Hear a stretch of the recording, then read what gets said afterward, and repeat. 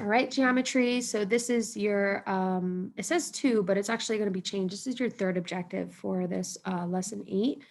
And again, we're going to wrap up isosceles triangles by going over a couple more examples. Now we're bringing back the definition, right? If two sides of a triangle are congruent, then the two opposite angles are congruent. And if two angles of a triangle are congruent, then the two opposite sides are congruent. And just to kind of give you like a visual again for that, right? I know that these two sides are congruent because I see these slashes. So that means that the opposite angles are congruent, okay? Even if like this slash were here and this slash were here, that means that these two angles would be congruent. So don't marry yourself to it just being like on the sides right there, okay? So again, if two sides are congruent, then the two opposite angles are congruent. And if two angles are congruent, then the two opposite sides are congruent. It's kind of hard to grasp, but just make sure you're revisiting the definition and this visual to help you out.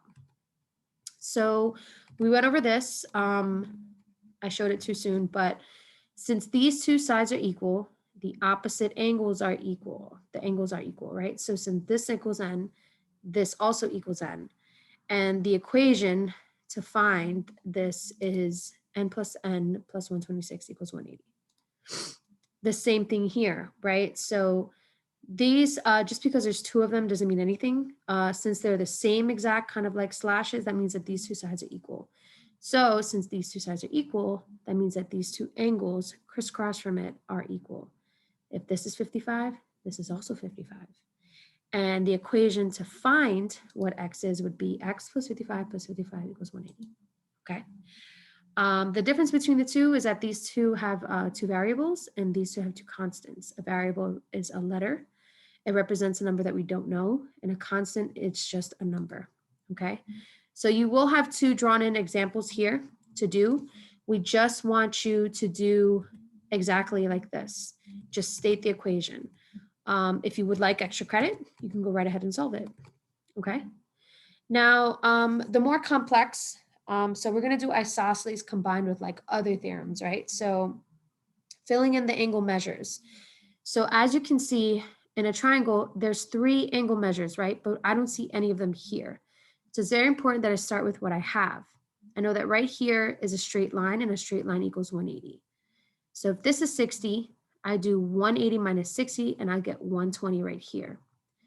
Since a triangle, the inside of a triangle equals 180, I know I have 120 here. So I'm going to do 180 minus 120 and that gives me 60. Now I have 60 degrees left to distribute between these two angles. And I see here that I have two sides, the markings, right? So these two sides are equal. So that means that these two angles right here are equal. And since I have 60 degrees left, I can just divide that by 2 and get 30. 30 plus 30 is 60. 60 plus 120 is 80. Okay, so this is a combination of knowing how to find the measure of a supplementary line, right? Even when it's on the exterior, as well as the interior of a triangle and isosceles triangles. So we're kind of just bringing everything together. So it's very important that you understand them when they are isolated, okay? Here's another example. I remember in class asking some students, how many isosceles triangles do you see? And a lot of kids told me 1, which is not correct, right? So I see 2, right? Because I see a marking here, and that means that triangle ABD is an isosceles triangle. And then I see 2 markings here, so that means that triangle ADC is also an isosceles triangle. Now, if I need to fill in all of the angle measures, I have to start with the information that I have, okay? So since these two sides measure the same, that means that these two opposite angles are supposed to measure the same. And I have a hint, right? This is 25 right here. So that means that this angle over here is also going to be equal to 25. 25 and 25 give me 50. I know the inside of a triangle is equal to 180, right? So I take what I have and subtract it from 180. 180 minus 50 is 130. So this angle right here is going to measure 130.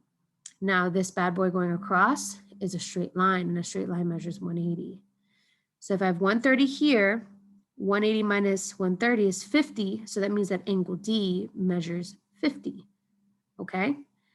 Now, going back to this triangle, ABD, right? I know it's also isosceles because I see these two markings here.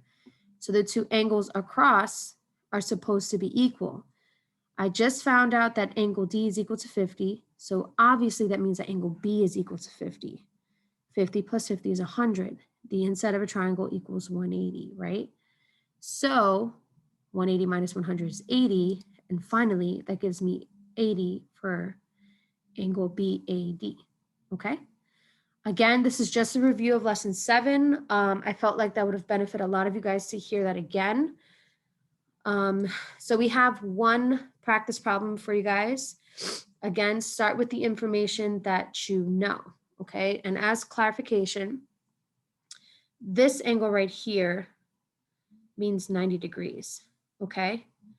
So read the information below. I can't necessarily see it, right? I think that says angle ABD equals BD and it equals CD. Okay, yeah. So this just means that right here, I see markings. This is an isosceles triangle. And I see here that this is an isosceles triangle. So there are two isosceles triangles. Start with what you have, figure out the angle measures. Remember that the inside of a triangle equals 180, all right? Please come to office hours if you need help with this question or reach out via email. Thanks, guys.